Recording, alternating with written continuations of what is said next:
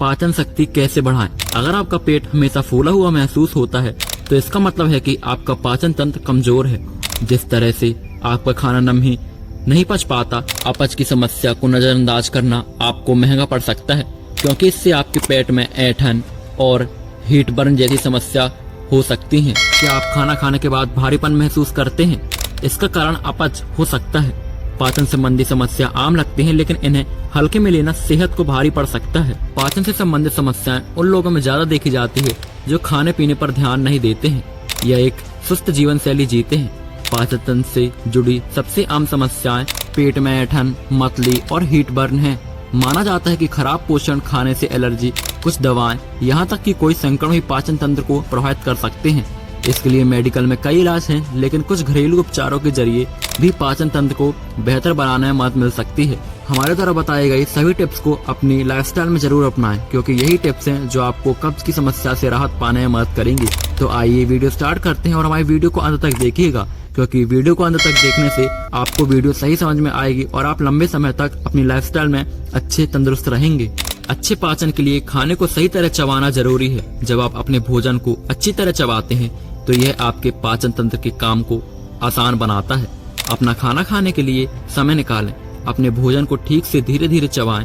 खाना खत्म करने में जल्दबाजी न करें, क्योंकि इससे अपच की समस्या हो सकती है। फाइबर पाचन में अहम भूमिका निभाता है। दोनों प्रकार के फाइबर, घुलनशील फाइबर और अघुलनशील फाइबर का सेवन करना महत्वपूर्ण है, क्योंकि ये दोनों अलग अलग तरीके से आपके पाचन तंत्र की मदद करते हैं। फाइबर के अच्छे स्रोत में फल, सब्जियां, गेहूं की भूसी, सबूत अनाज, जई का चौकर, नट बीज और फलियां शामिल हैं। पहला, हाइड्रेट रहें। खूब पानी पीना आपके पाचन स्वास्थ्य के लिए अच्छा होता है। पूरे दिन अपने आप को सीपर पानी और ताजे फलों के रस, नींबू पानी या नारियल पानी जैसे अन्य तरल पदार्थों से हाइड्रेट रखें। दूसरा, फिजिकल एक्टिविटी भी जरूरी है। आपके शरीर को चलने के लिए बनाया गया है। शरीर के संपूर्ण स्वास्थ्य के लिए शारीरिक व्यायाम बहुत जरूरी है।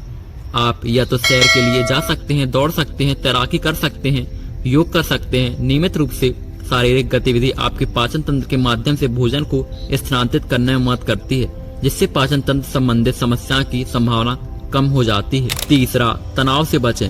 सामान्य तौर पर तनाव आपके स्वास्थ्य पर नकारात्मक प्रभाव डाल सकता है। तनाव पेट के अल्सर, दस्त, कब्ज और IBS जैसे कई पाचन विकारों से जुड़ा हुआ है।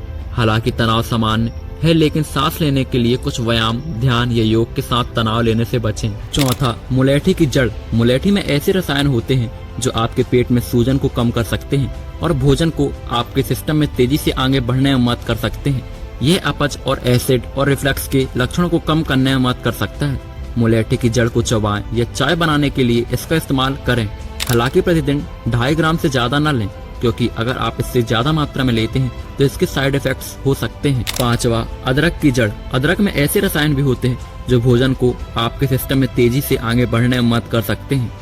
यह अपच के कारण होने वाली मतली और दस्त को शांत करने में मदद कर सकता है और यह उल्टी को भी कम कर सकता है। अपने आहार में अदरक को शामिल करने का सबसे आसान तरीका अदरक की चाय पीना है, लेकिन अगर आप खाना पचा सकते हैं तो चावल या दलिया जैसे हल्के खाद्य पदार्थों में थोड़ी सी ताजी अदरक की जड़ जरूर मिलाएं। छठवा, सौंफ के बीज। सौंफ में भी ऐसे रसायन होते हैं जो आपके पेट में सूजन को कम करते हैं। लगभग 1 चम्मच सौंफ के बीज चबाने या सौंफ की चाय पीने से अपच के लक्षणों में जैसे पेट में ऐंठन, सूजन और मतली को कम करने में मदद मिल सकती है। सातवां, पुदीना। पुदीना आपके पेट और अन्न प्रणाली की मांसपेशियों को आराम दे सकता है। ये कुछ लोगों में अपच के लक्षणों को कम करने में मदद कर सकता है, लेकिन यह दूसरे में एसिड रिफ्लक्स के लक्षणों को भी बढ़ा सकता है।